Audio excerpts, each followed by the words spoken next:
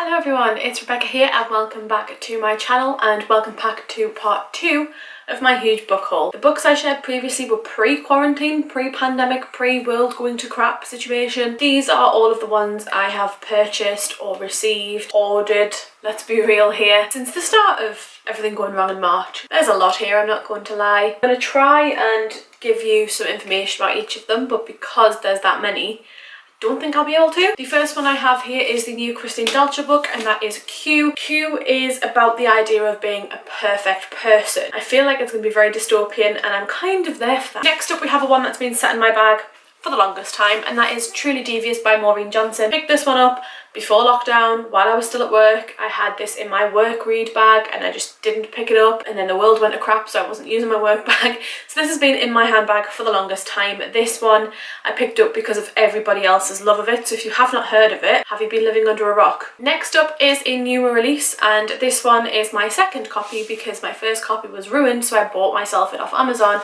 in the hope that I will eventually get my replacement copy from Illumicrate, and that is Aurora Burning by Amy Kaufman and Jay Kristoff. This is the second in the Aurora cycle, the first one being Aurora Rising. Last year I read this one as an arc and absolutely loved it. Really enjoyed Aurora Rising. It follows a crew kind of like jumbled together, the bottom of the barrel kind of picks, who end up kind of needing to save the world. Really enjoyed it, excited to see where Aurora Burning takes us with Ori and Taylor and the rest of the crew. Next up is the one that I bought my dad for Christmas, but I also bought myself it at the same time, and that is The Institute by Stephen King. This one follows a school, a playground with a chain link fence all the way around, and it's why are they all in this playground and what's on the other side. I'm very intrigued by that premise. Worried but intrigued.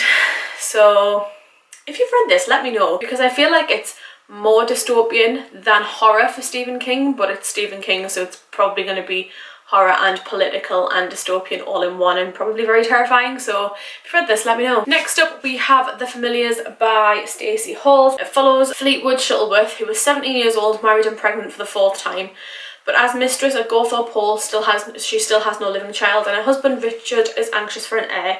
She then crosses paths with Alice Gray, a young midwife who promises to help her give birth to a healthy baby boy. However, witchcraft accusations happen to arise about Alice. So can she be trusted or not? Like, you know, is this healthy baby that they're going to end up having because of witchcraft? Quite intrigued. I love a little bit of historical fiction every now and then. So next up, there's a few books that I have had sat on my shelf up there for a while, so if you've seen any of my videos you will probably see them in the background, but this was for another video idea that I didn't actually end up doing. This first one I picked up on the recommendation of, I want to say it was Gav from How to Train Your Gavin, Jade from JDA Reads, and someone else, and I can't remember who, but it's Malamander by Thomas Taylor. All I know is that this is middle grade and it's very whimsical. I need something to pick me up, and from all of the middle grade books that I hear about on BookTube, this one sounded the most appealing to me, other than A Pinch of Magic, but I don't actually know where I've put that because I did buy it. This one follows Herbie Lemon, who lives in the basement of a Grand Nautilus hotel. Mysterious girl crashes into their room and cries, "Hide me." In the window of the eerie book dispensary, a mechanical mermonkey sits and waits.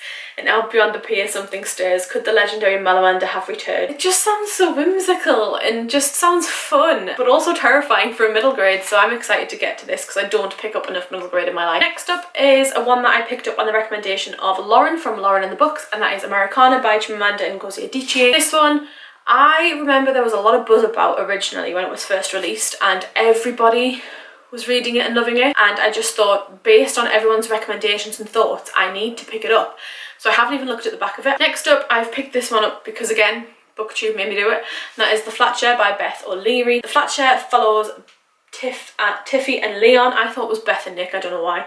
Tiffy and Leon, they share a bed but they've never actually met because one works days and one works nights, and when one's at work the other's asleep, so they kind of cohabit but don't at the same time. So I'm really intrigued. Obviously I feel like it's going to turn into a romance, kind of assume that's going to happen, and I'm there for that. Next up we have the Percy Jackson series by Rick Riordan. These ones I picked up from Costco for $12.99. I think it's just Percy Jackson and the Lightning Thief series. It's got Lightning Thief, Sea Monsters, Titan's Curse, Battle of the Labyrinth and The Last Olympian, and you know what? It's about damn time I got to this series, and even better, they're not that chunky. Very pleased I picked these up eventually, and yeah, can't wait to binge read. Next up is the one that I received from Vanessa over at Wanderness. I will leave a link to her channel down below or up there if I remember. You will all know her by now, just search Wanderness and it'll take you straight to her channel. She bought me this one, it was on my wish list. It's been on my wish list for the longest time and I was really excited to get to it, and that is An Enchantment of Ravens by Margaret Rogerson. I picked this one out of my TBR jar and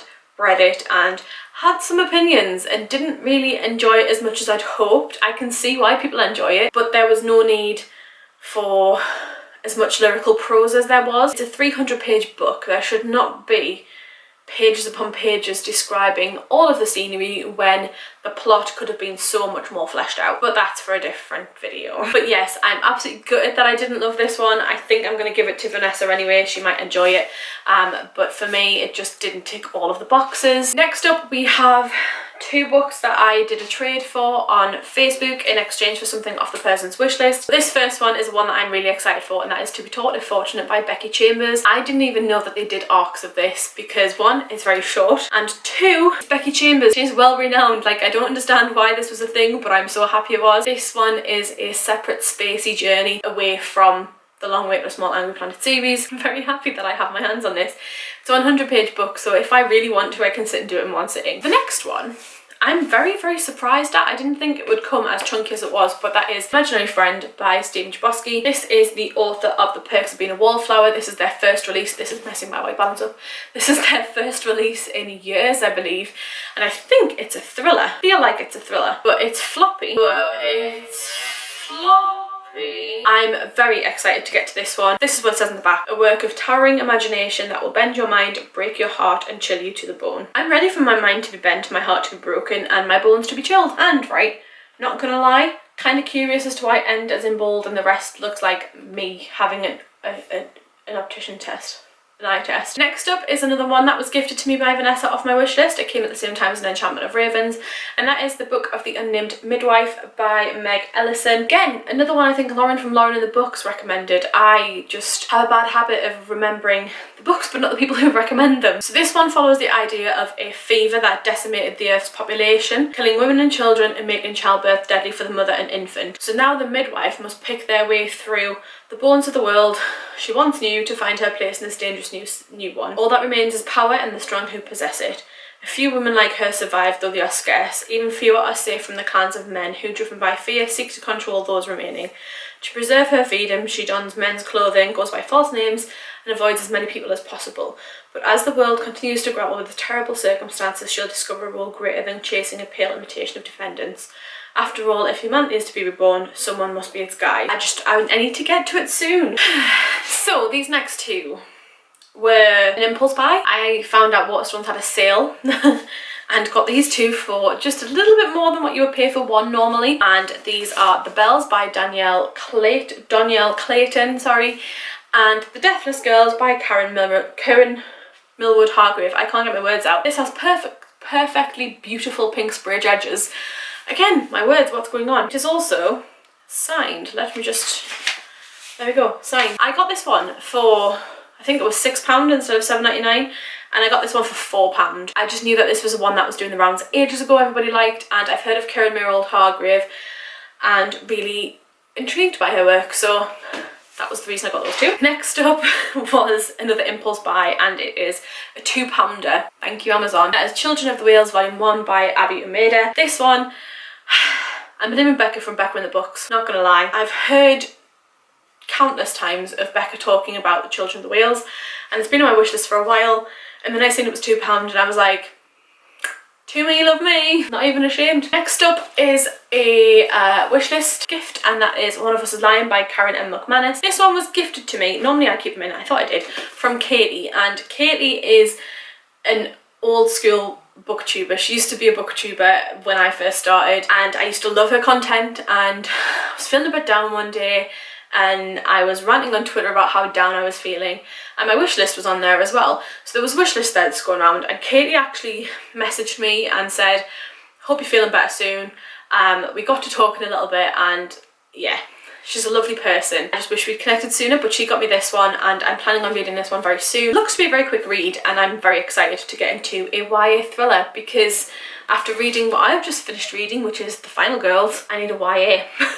I need something with fluffy edges. Next up is another wishlist gift, and that is Before the Coffee Gets Cold by Toshikazu Kawaguchi, I believe. This one I heard about on Carrie Hope Fletcher's channel and her Bookstagram prattling pages. Thank you very, very much, Jordan. I really do appreciate it. This is very, very short. It follows the ideas that what if you could change one thing in the past before the coffee gets cold? Like, if you had that time frame to change something in the past, would you do it? It's a really, really short book actually, and it's only 220 pages, but I'm really excited to get to it, and I've heard really good things from looking around at reviews online as well, so thank you very, very much, Jordan. I really appreciate it. Next up, I really wanted to try this author. This is The Turn of the Key by Ruth Ware. This follows Rowan, who finds a job as a live-in nanny with an extremely generous salary, and what'll happen, she doesn't realise that it's going to happen, obviously, because you don't plan these things. But what happens is one child ends up dead and she ends up in a cell awaiting trial for murder. She's not guilty of the murder. She has other secrets though, but somebody else is. And I read the first little bit of this, and it's all letters to begin with, and that's what kind of piqued my interest, so I'm very excited. Nearly there, guys. There's only like 6 or 7 more, but anyway. Next up we have another new release, and that is Ballad of Songbirds and Snakes by Suzanne Collins. This one follows Snow and his origin story as a villain, I believe. I've read a little bit of this. I didn't get very far into it. I got up to chapter 2 and already he seems like a bit of a dick. It feels like it's been ingrained in him since birth. So yeah, I'm hoping to pick this one up and try and get it done in the coming week or so, but I kind of enjoyed where it was going. It felt nice to be back into the world of the Hunger Games and seeing what Snow's all about. Kind of good that we didn't get the Maggie story, but I'm excited to see where this goes. Okay, so the next one is another thriller, and that is The Silent Patient by Alex Michaelides, and this one is a signed edition, I believe. Signed edition. This follows Alice, who has is basically mute by choice. She shot her husband in the head 5 times and she hasn't spoken a word since, but there's one person that believes they can make her speak, but obviously I don't know how, don't know why. And I'm guessing the 6th floor's this, so I'm quite excited to get to this, but I think I'll leave off a thriller for a while. Final Girls is probably going to give me a nightmare tonight, and it wasn't even that scary. Next up we have another middle grade that has been compared to a Harry Potter-esque society, and that is Nevermore, The Trials of Morrigan Crow by Jessica Townsend. This one, I believe it was like the whimsy, the naivety and the nostalgia aspects of it that a lot of people compare this to Harry Potter for. Obviously, she who must not be named has ruined that for everybody again, but more so now she's literally ripped everyone's hearts out and stamped on them, so that's a whole other situation. But anyway, Nevermore, I'm really excited to get to. This one has been doing the rounds for so long, and this was actually, yes it was a wishlist purchase. It didn't come with a note. Very sad about that.